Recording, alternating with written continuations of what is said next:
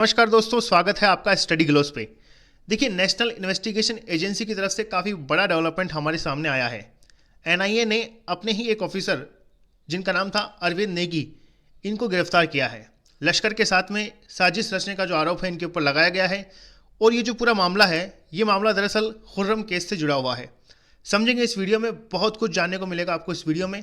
इसे प्रेजेंट करता हूँ मैं, मेरा नाम है सौरभ स्वामी। आगे बढ़ने से पहले एक चीज़ आपको जरूर जाननी है, स्टडी ग्लोस के मोबाइल एप्लीकेशन पर यूपीएससी पर्सपेक्टिव से काफ़ी इंपॉर्टेंट कोर्सेज अवेलेबल हैं। आप यहां पे रेफरल कोड का यूज़ करके इन कोर्सेज की एक्सेस ले सकते हैं। नोटिफिकेशन जो है वो भी आ चुका है। तो काफ़ी इंपॉर्टेंट और सेक्शन वाइज जो कोर्सेज हैं वो एप्लीकेशन के ऊपर अवेलेबल हैं। स्टडी ग्लोस का मोबाइल एप्लीकेशन जरूर डाउनलोड कीजिए, और यदि आपको ये वीडियो अच्छा लगे तो इसे लाइक करें, शेयर करें और सब्सक्राइब कीजिए। एक क्वेश्चन काफ़ी इंपॉर्टेंट है, मैं पूछना चाहूँगा आपसे। नेशनल इन्वेस्टिगेशन एजेंसी जो है एनआईए, इनकी स्थापना जो है कब की गई थी? ऑप्शन सामने है, और सही जो उत्तर है वो आपको लिखना है वीडियो के कमेंट बॉक्स में। और इसका राइट आंसर आपको वीडियो में ज़रूर मिलेगा, क्योंकि ये जो पूरी न्यूज़ है इसका एनालिसिस एनआईए के इर्द गिर्द ही होने वाला है। इस तरीके से जो आर्टिकल है हमारे सामने आए हैं, Khurram case, NIA arrested a key officer says he leaked information to Lashkar e Taiba. तो ये काफ़ी बड़ी डेवलपमेंट आप मान सकते हैं, क्योंकि इसमें नेशनल इन्वेस्टिगेशन एजेंसी ने शुक्रवार को अपने पूर्व पुलिस अधीक्षक, जिनका नाम है अरविंद दिग्विजय नेगी, जो कहीं ना कहीं इस एजेंसी के टॉप इन्वेस्टिगेटर्स भी माने जाते हैं, उनको लश्कर ए तैयबा के एक भूमिगत कार्यकर्ता के साथ गोपनीय जो दस्तावेज हैं, जो डॉक्यूमेंट्स हैं, उसे साझा करने के आरोप में गिरफ्तार किया गया है। और ये मुद्दा जो है ये क्या है, इसे समझना पहले ज़रूरी है। देखिए, एक न्यूज़ आई थी, दरअसल ये न्यूज़ नवंबर 2021 की है। Kashmiri rights activist Khurram Parvez arrested in terror funding case. Terror funding के केस में यूएपीए एक्ट के तहत खुर्रम परवेज को गिरफ्तार किया गया था। दरअसल इनके ऊपर इल्ज़ाम ये थे कि लश्कर ए तैयबा के साथ में ये भारत के डिफेंस सिस्टम की जो जानकारी है वो देते हैं, या फिर भारत से रिलेटेड कोई जानकारी जो काफ़ी ज़्यादा प्राइवेसी हो सकती है, काफ़ी इंपॉर्टेंट हो सकती है, वो जो है ये लश्कर ए तैयबा को देते हैं। और इसकी जांच जो है काफ़ी दिनों से चल रही है। ये खुर्रम केस हमारे सामने आया था। इसके बाद में एनआईए ने इसके ऊपर बहुत अच्छे से डेवलपमेंट किया है, और लगभग 6 लोगों की इसके ऊपर गिरफ्तारी जो है हो चुकी है। ये जो अधिकारी हैं उनको उसी मामले में गिरफ्तार किया गया है जिसमें एजेंसी ने पिछले साल जम्मू कश्मीर के जो ह्यूमन राइट्स जो कार्यकर्ता है खुर्रम परवेज को गिरफ्तार किया था। एक खुफिया एजेंसी ने एनआईए से मिले जो इनपुट है उनके मुताबिक दस्तावेज जो है परवेज के जरिए एक ओवरग्राउंड जो वर्कर है वहां तक पहुंचाए गए थे। मतलब ये जो डॉक्यूमेंट है ये परवेज के थ्रू ओवरग्राउंड जो वर्कर है उसके तक पहुंचे थे। अपनी स्थापना के बाद से एनआईए के साथ काम करने के बाद नेगी जो है पिछले साल अपने कैडर और जो गृह राज्य है हिमाचल प्रदेश जो है वापस चले गए थे। कहीं ना कहीं आप ये मान के चलिए कि काफ़ी इम्पोर्टेंट एक इन्वेस्टिगेटर्स माने जाते हैं अरविंद नेगी। और इसके तुरंत बाद नवंबर में एनआईए ने जम्मू कश्मीर के मामले की जो जांच है उसके सिलसिले में शिमला में उनके आवास पर तलाशी ली थी। तो पिछले साल से ही इसके ऊपर बड़े बड़े डेवलपमेंट हमारे सामने आ रहे हैं।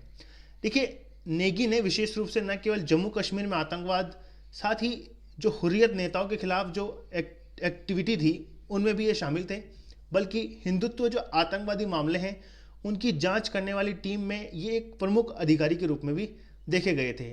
इन्होंने 2007 में अजमेर दरगाह में विस्फोट की जांच में, जिसमें एनआईए ने हिंदू आतंकी मामलों के दायरे में अपनी पहली और एकमात्र सजा जो है वो हासिल की थी।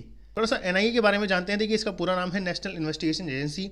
इसकी स्थापना दरअसल 31 दिसंबर 2008 में की गई थी। हमारा क्वेश्चन जो है उसमें सही जो उत्तर होगा वो होगा 2008। देखिए, काफ़ी इंपॉर्टेंट ऑर्गेनाइजेशन माना जाता है भारत का। ये कहीं ना कहीं काउंटर टेररिज्म के लिए काफ़ी इंपॉर्टेंट एक टास्क फोर्स आप मान सकते हैं। और इसके जो फाउंडर थे वो राधा विनोद राजू थे, और हेडक्वार्टर्स इसके मिलेंगे आपको न्यू दिल्ली में। 26/11/2008 जब हुआ था उसके बाद इसकी स्थापना जो है वो की गई थी। तो 2008 में एनआईए की स्थापना की गई थी। परवेज की गिरफ्तारी के समय एनआईए ने यह कहा था कि पाकिस्तान स्थित जो प्रतिबंधित आतंकी संगठन है उसके ओवरग्राउंड वर्कर्स जो हैं परवेज के संपर्क में हैं। और एनआईए के सूत्रों से यह भी कहा गया था कि परवेज से पूछताछ में नेगी की भूमिका पर संदेह जो पैदा करने वाली जानकारी थी वो सामने आई थी। उसके बाद से ही इनके ऊपर जो जांच है वो शुरू हो चुकी थी। अब कमाल की बात यह है, नेगी ही वह व्यक्ति थे जिन्होंने पहली बार अक्टूबर 2020 में परवेज के आवास पर छापा मारा था, जब वह जम्मू कश्मीर में गैर सरकारी संगठनों के खिलाफ एनआईए मामले की जांच कर रहे थे और अब उसी परवेज खुर्रम के केस में इनकी गिरफ्तारी हुई है। और नेगी के ऊपर बहुत बड़े बड़े चार्जेस लगे हैं। इसमें आईपीसी की सेक्शन 120 है जो आपराधिक साजिश के लिए जानी जाती है।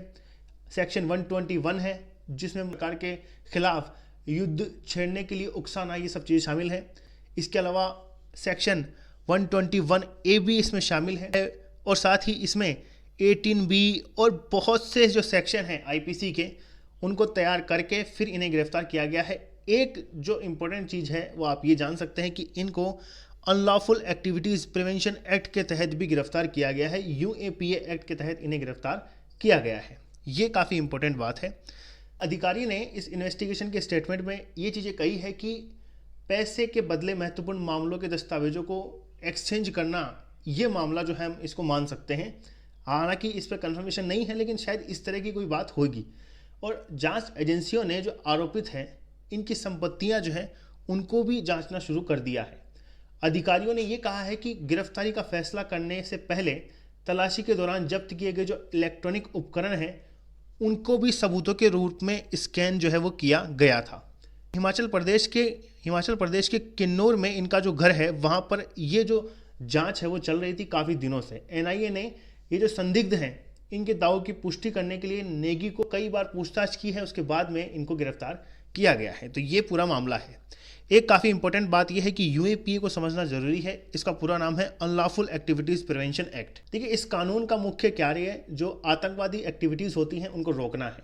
इस कानून के तहत पुलिस ऐसे आतंकवादियों, अपराधियों या अन्य लोगों की पहचान करती है जो आतंकवादी गतिविधियों में शामिल हैं और लोगों को इसके लिए तैयार करते हैं या फिर ऐसी गतिविधियों को बढ़ावा देते हैं, उनको गिरफ्तार किया जाता है। और इस मामले में पर्टिकुलर, इस पूरे मामले के अंदर NIA यानी नेशनल इन्वेस्टिगेशन एजेंसी के पास बहुत ही ज़्यादा शक्तियां हैं, या आप मान के चलिए काफ़ी ज़्यादा पावर्स जो है रहती है। NIA के जो महानिदेशक हैं वो चाहे तो किसी भी मामले की जांच के दौरान संबंधित जो व्यक्ति है उसकी पूरी संपत्ति जो है वो कुर्क करवा सकते हैं। ये सब चीज़ें शामिल हैं। देखिए, इसे सबसे पहले 1967 में लाया गया था और 2019 में इसमें जो है संशोधन किया गया था। कुछ वर्षों में जो POTA है, पोटा और टाडा TADA जैसे जो आतंकवादी एक्टिविटी से संबंधित जो एक्ट हैं उन्हें समाप्त कर दिया गया है, लेकिन UAPA जो है अभी भी मौजूद है और इसे अब पहले से ज़्यादा मजबूत अब कर दिया गया है। तो ये जो नेगी हैं इन्हें अनलॉफुल एक्टिविटीज़ प्रिवेंशन एक्ट के तहत भी गिरफ्तार किया गया है। तो ये काफ़ी स्ट्रॉन्ग एक्ट आप मान सकते हैं। इस वजह से ये काफ़ी बड़ा मामला आप मान सकते हैं। आपकी राय जो है कमेंट बॉक्स में ज़रूर लिखें। खैर, ये था इस वीडियो में। इसी तरह के इंपॉर्टेंट और इन्फॉर्मेटिव वीडियोज़ के साथ हम मिलते रहेंगे। धन्यवाद।